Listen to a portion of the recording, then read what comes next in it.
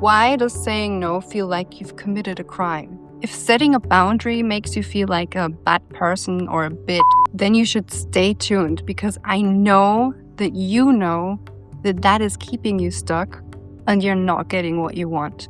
The good girl conditioning taught us that having boundaries is like being at war with somebody else. We think that by protecting our own peace, we're simultaneously hurting someone else.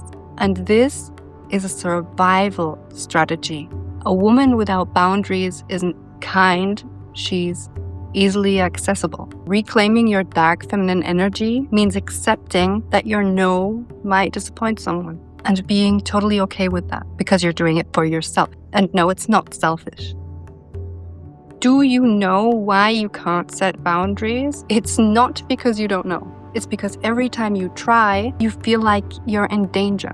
You feel like you're being a bad woman, complicated or selfish. But it's actually the fear of being rejected, not being worthy, not being lovable, not being acceptable. This is a primary instinct. We want to belong to the tribe. Otherwise, we might not survive. That was back then. But now, 2026, we're not Neanderthals anymore. But we still have this primal instinct, this primal need to be a part of a tribe. So until you reclaim that dark feminine energy of yours, you will stay in the boundaryless version of yourself, giving yourself away to everybody, while your goals just dwindle away and you will feel inner regret. Trust me, I've been there.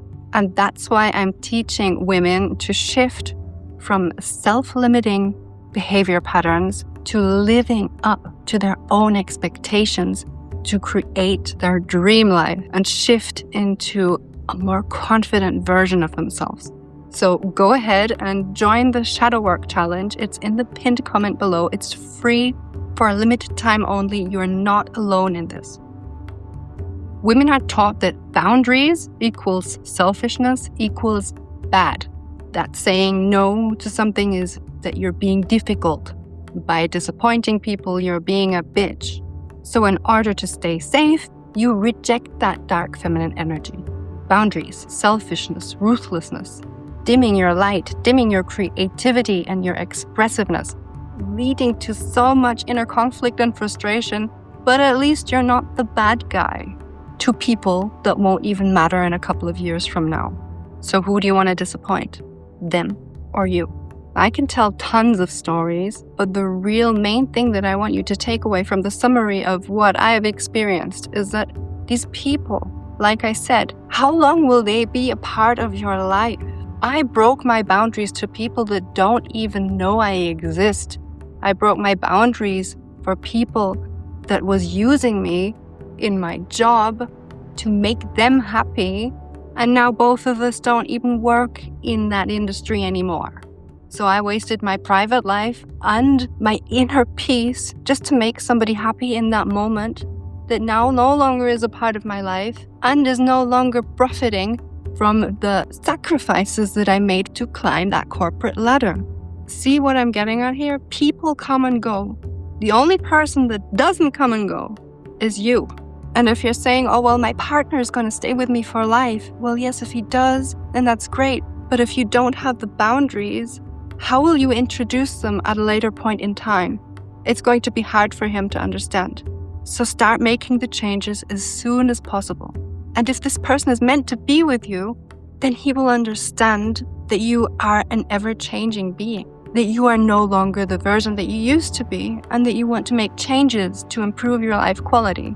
And if he doesn't accept that, then that is the biggest red flag for you. If he loves you, he will want you to be happy and to make better choices for yourself. So to sum it all up, you're not overgiving because you're kind.